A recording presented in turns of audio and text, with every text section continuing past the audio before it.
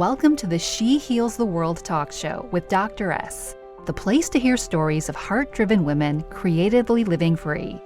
Our episodes highlight conversations and insights that support the values of self-care, creative and personal freedom, slower living, happiness, health, and wellness to help you live your absolute best life. To be a part of the movement and join the conversation, step inside our free Facebook group, She Heals the World, and say hello. It brings me great joy to bring you our next episode. Hey everybody, welcome to the She Heals the World talk show today. So today we have another solo podcast with yours truly, talking about beyond self-care. And I was really inspired to develop this show today because I know that there are a lot of women who I've been speaking with over the last few years. I wish I could say it was just a few months, but over the last few years who have felt like I am in a circumstance that is uncurable.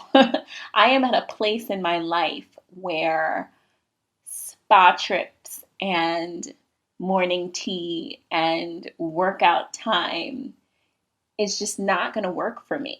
You know, I'm at a crossroads where I need to figure out why I feel so deeply disconnected from myself and out of alignment with what I really was made for.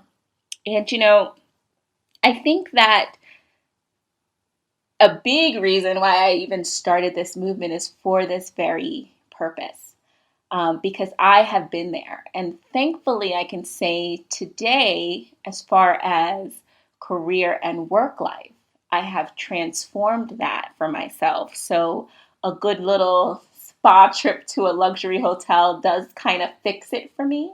But I was at a place many years ago, actually not too many years ago, but many years ago, where I was there too. It just wasn't going to do it. Like something deep had to shift. And I think that people experience this issue and approach this crossroads in many different areas in their life.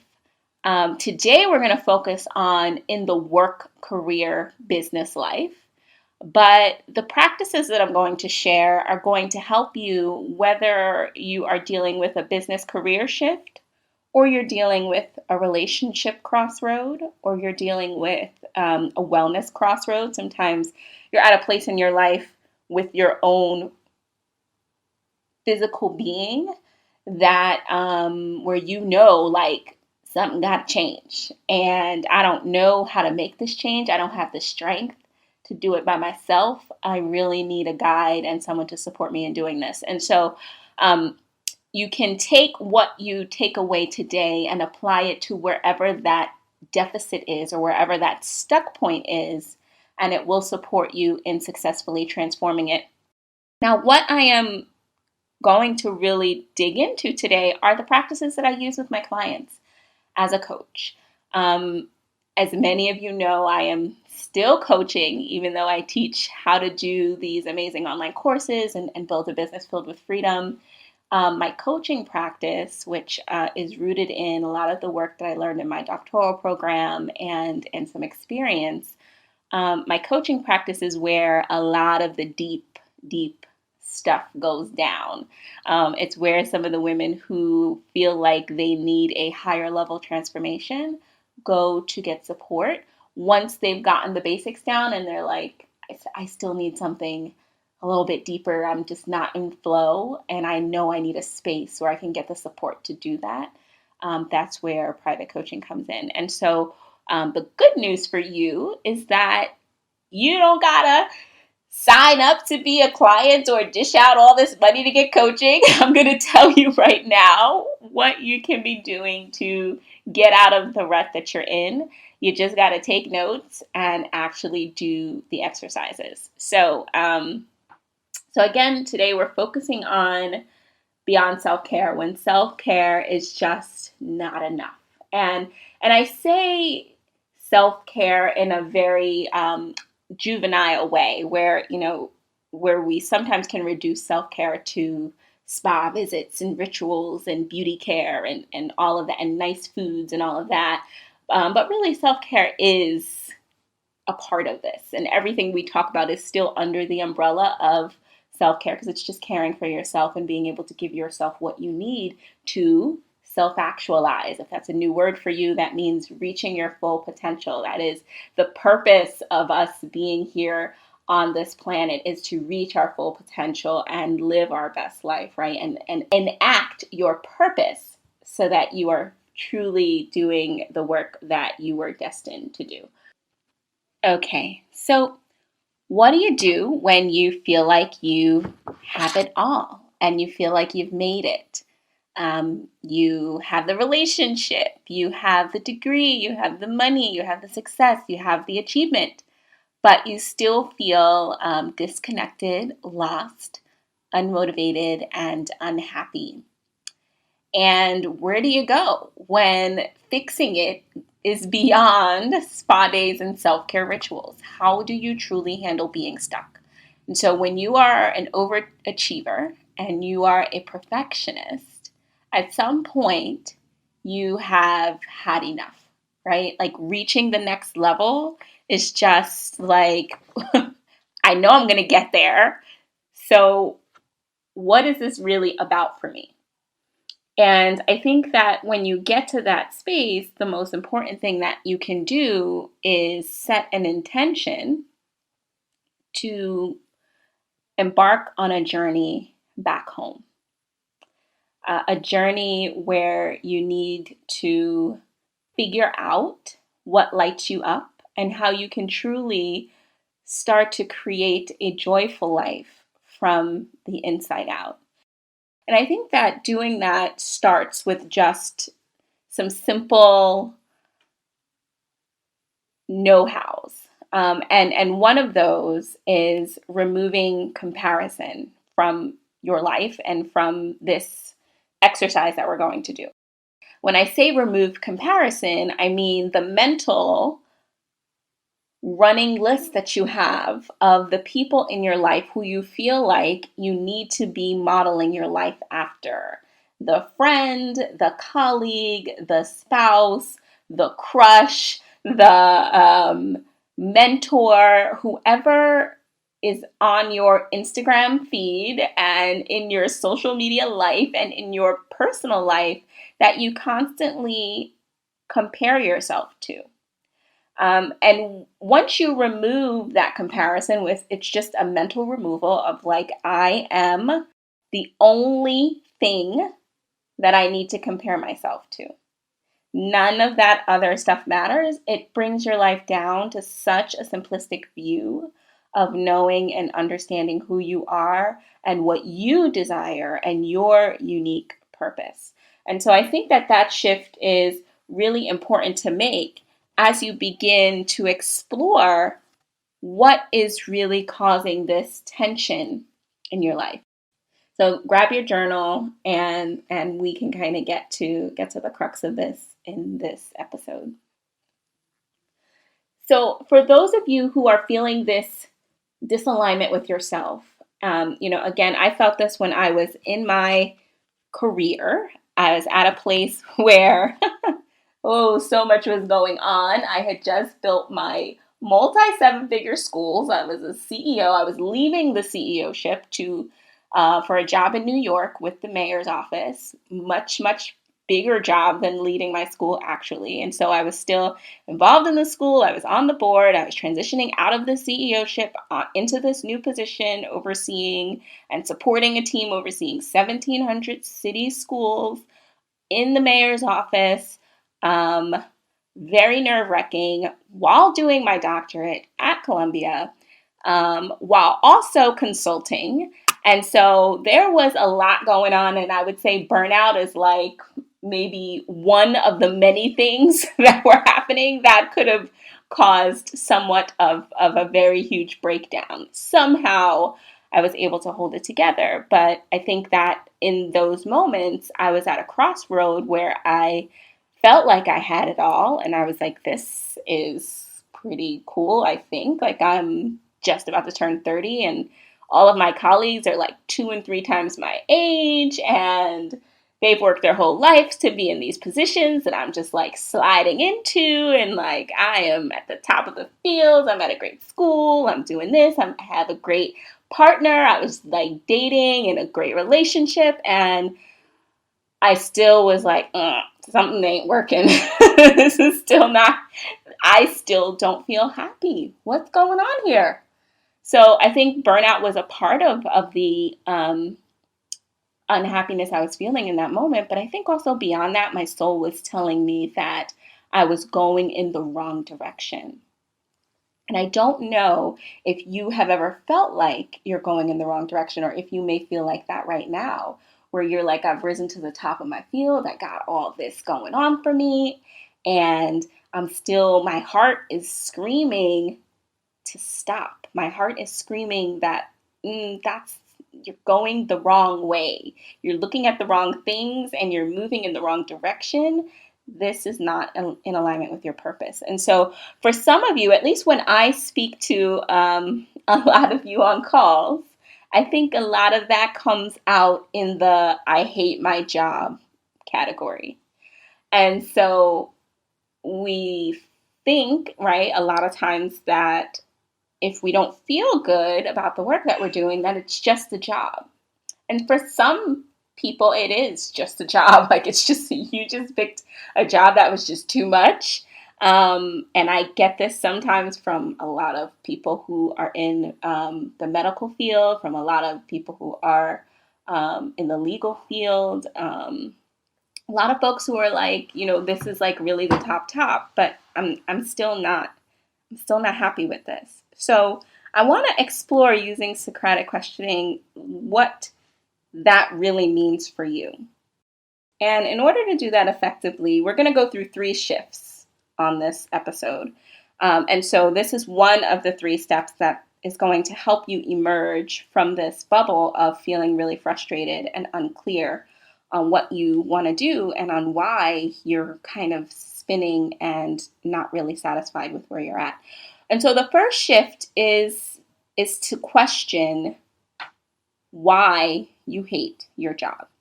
And I know this sounds so trivial and juvenile, and it's like, oh my gosh, really? Like, you're going to ask me why I hate my job because I hate my boss, or I hate my job because I got to wake up every day and battle traffic. But I think, when you really get to the core of what it really is all about for you, you really learn more about yourself and about the values that you have and that you hold. And when you are clear on your inner values, you will then start to shift your life towards positions and opportunities that allow those values to flourish.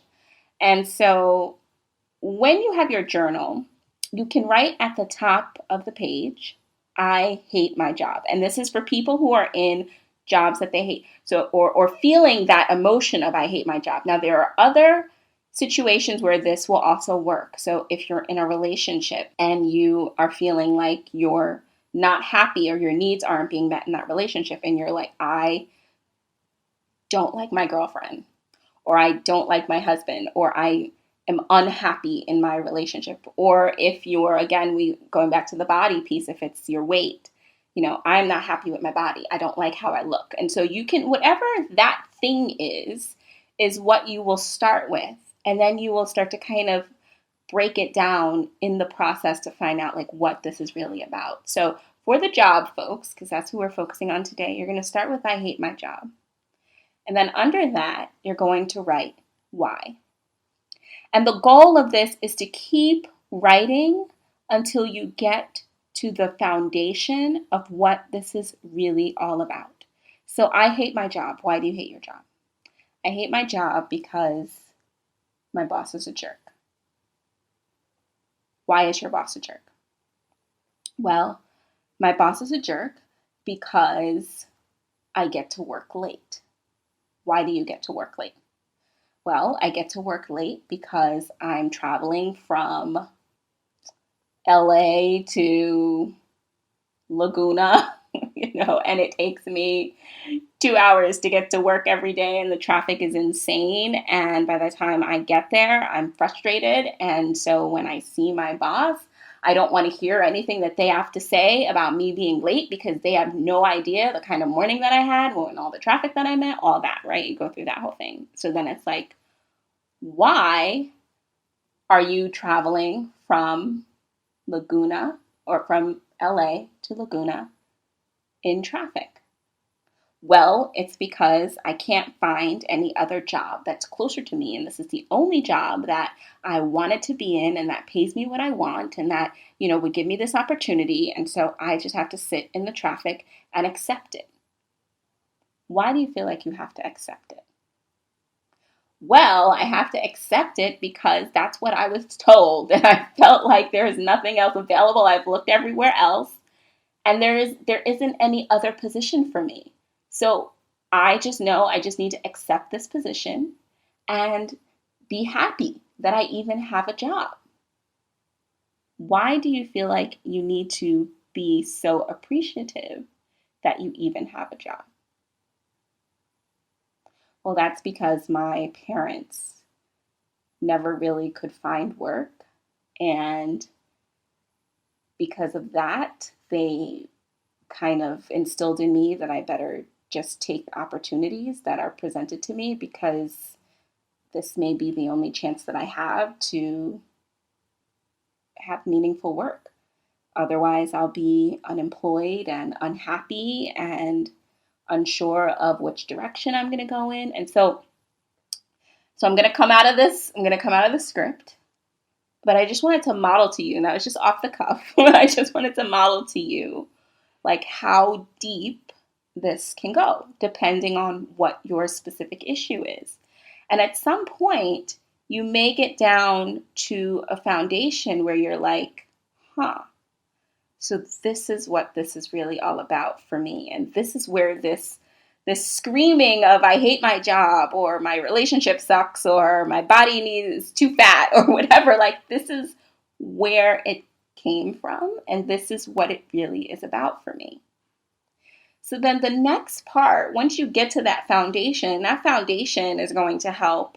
Like I said, as you go through that process, you'll start to see some of your values take shape. So in the example, this person clearly values their time, right? So that when their time is being sucked from them on something that is so minuscule, like traffic, it's like, I'm so frustrated because I value my time and I'm spending my time in traffic when I know my time is worth so much more than the stupid traffic. So by the time I get to my job, I'm pissed off. My boss is pissed because I'm late and they have a nasty attitude towards me, and the whole thing continues. Now, there can be a million other ways that whole scenario could have played out, but you're trusting yourself in this process to be able to get down to what it really is about for you.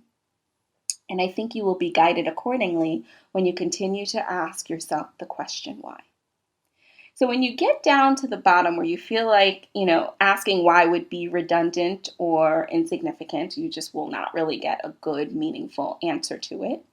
Then the next part is to start to explore what the myths are or the limiting beliefs that you've been telling yourself that have kept you stuck.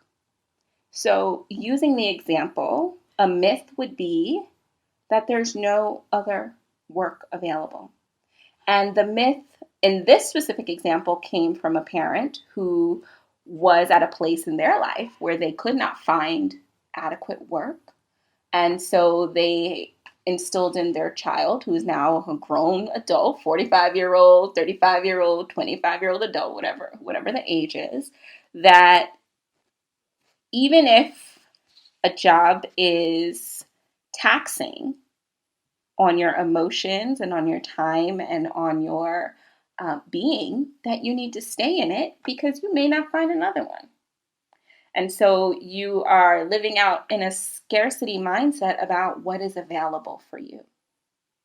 And that could or could not be true. And, maybe there is nothing else. And that could be a reality that you end up facing. But maybe there is. And so we want to explore that and think about what myths have we told ourselves that are keeping us stuck? And those myths, I tell you, they run so deep.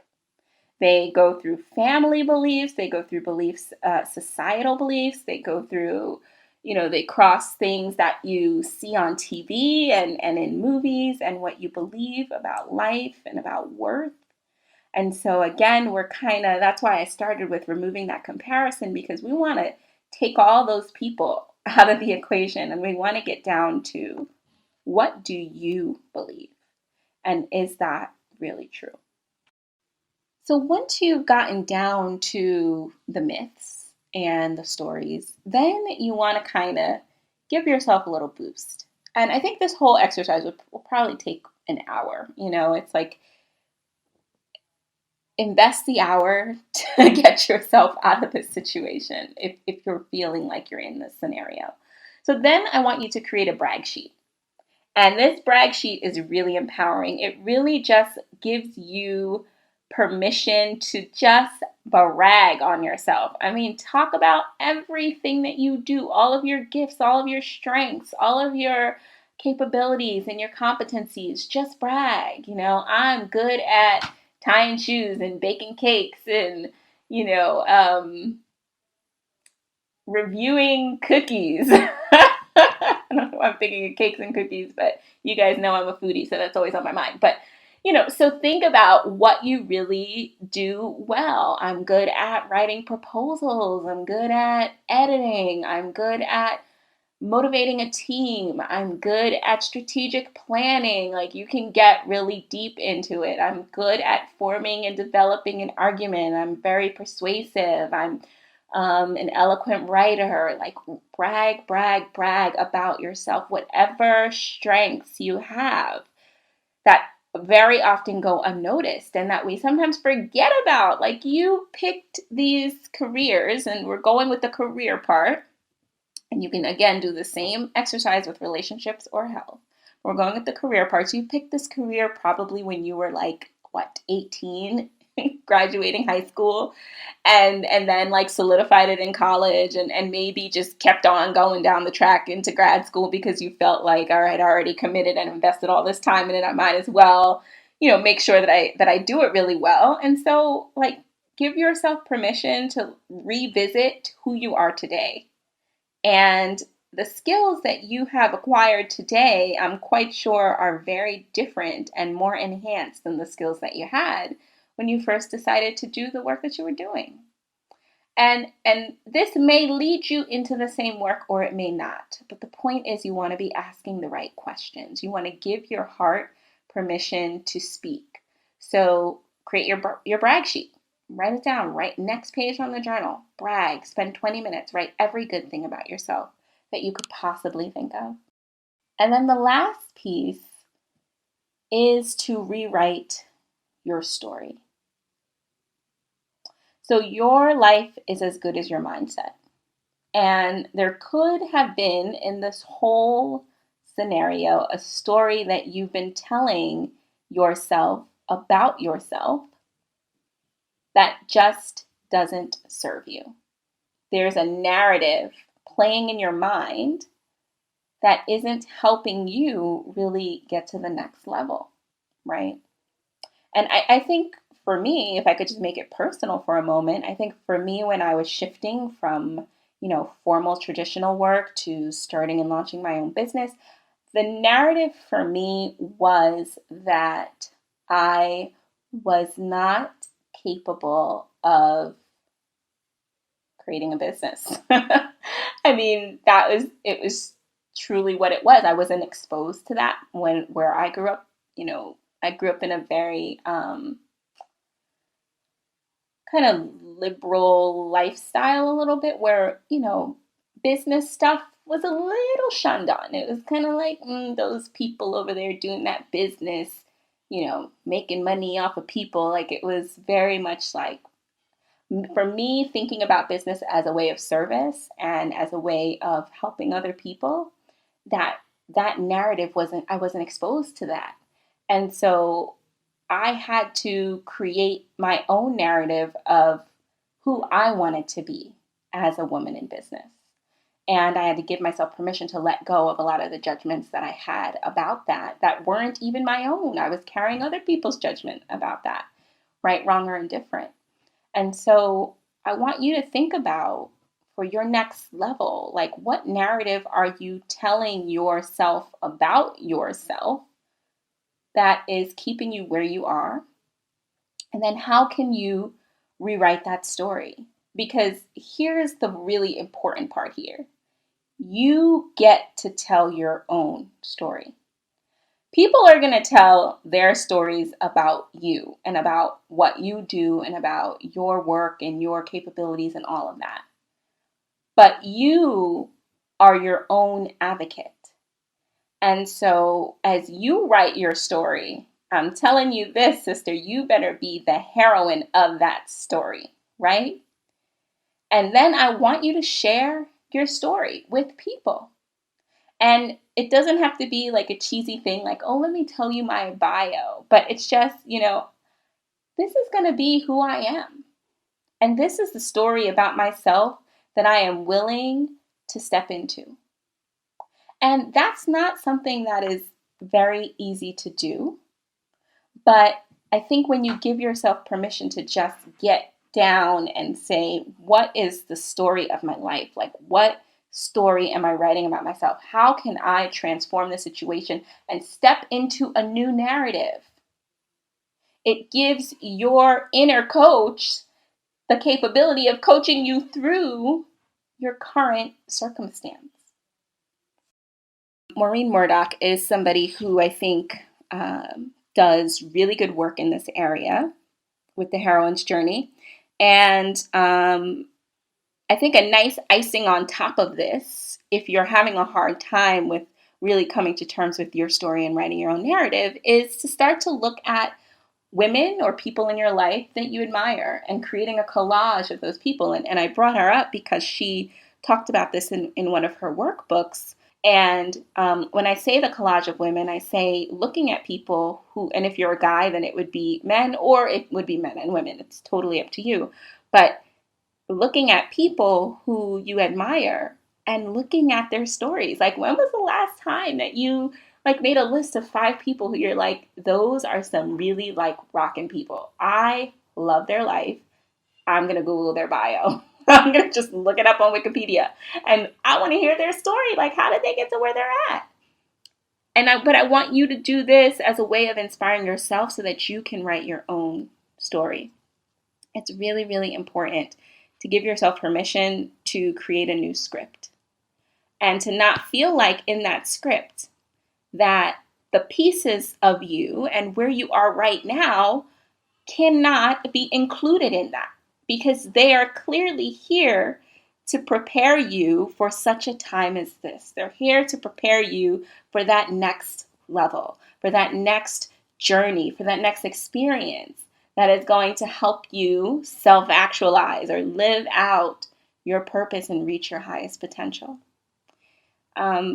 And so I just want to leave you with some encouragement. So that's the exercise, right? So the exercise is the inquiry process, writing down what you hate, writing down the problem, getting down to the nitty-gritty of it, asking yourself why, until you get down to a place where you're satisfied.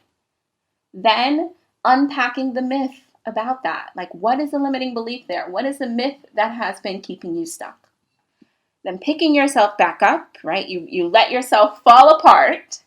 Now you're picking yourself back up and putting yourself back together with bragging about yourself, really highlighting your strengths. And then the last part would be retelling your story. So looking at your story, thinking about your story, and retelling it from a new standpoint. And I want to leave you with a poem from Alice Walker, because I think that a lot of times when we're stuck in these ruts and we feel very broken and abandoned by our own self, it's like, I did everything right. I got good grades. I worked hard. I was like a perfectionist. I showed up. I did everything right. Like, why aren't things perfect right now? when you get there and you feel that like inner sense of brokenness, I just want you to remember to hold on to the broken pieces. To hold on to the broken pieces, because those are going to be what helps you be of greater service in the next level. And so, the poem by Alice Walker is called I Will Keep the Broken Things. And I love her. She is like such a great poet and writer. And I came across this poem and I was like, oh, this is perfect for my podcast. I'm just going to end with this poem. And I hope that it serves you. And I hope that wherever you are, you transform this, because I get it. And I know where you're trying to go. And it is possible. So here's Alice Walker. I will keep broken things. I will keep broken things. The big clay pot with raised iguanas chasing their tails, 2 of their wise heads sheared off. I will keep broken things. The old slave market basket brought to my door by Mississippi, a jagged hole gouged in its sturdy dark oak side. I will keep broken things. The memory of those long, delicious night swims with you. I will keep broken things. In my house, there remains an honored shelf on which I will keep broken things. Their beauty is they need not ever be fixed. I will keep your wild, free laughter, though it is now missing its reassuring and graceful hinge. I will keep broken things. Thank you so much. I will keep broken things. I will keep you, pilgrim of sorrow. I will keep myself. By Alice Walker. I hope that this episode blessed you today. I hope that it reminded you that whatever you're going through, it is possible to transform it. I hope that these exercises will support you in getting to the next level in your life.